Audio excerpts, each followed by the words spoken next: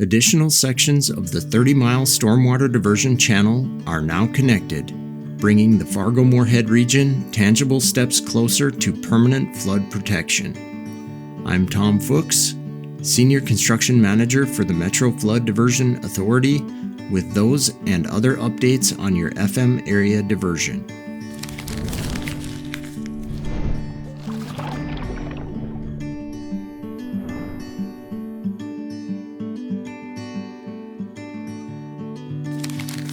In Reach 3 of the Stormwater Diversion Channel, north of the FM Metro area, channel excavation is now substantially complete where the County Road 81 bypass and BNSF Hillsboro Shoofly once moved traffic.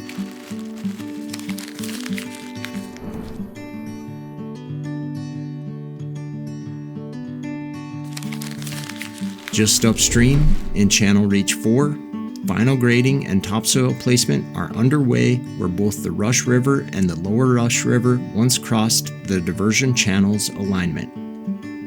Recently completed channel excavation at these locations established functional drainage connections for diversion channel reaches 2 and 3, as well as portions of Reach 4.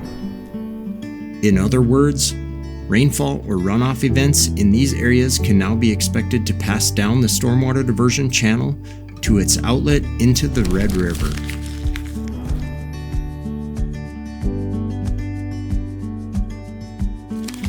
ASN Constructors also is working around the clock on reaches 8 and 9, which span I-94. They are removing the interstate bypasses that were used earlier this year, as well as excavating the channel.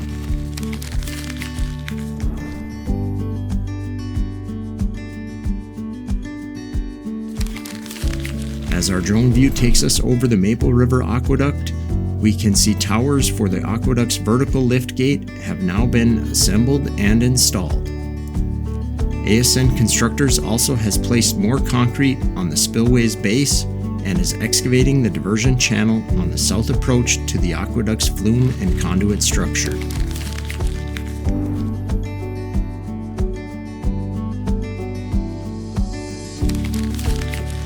A couple of miles south, work continues at the BNSF KO crossing.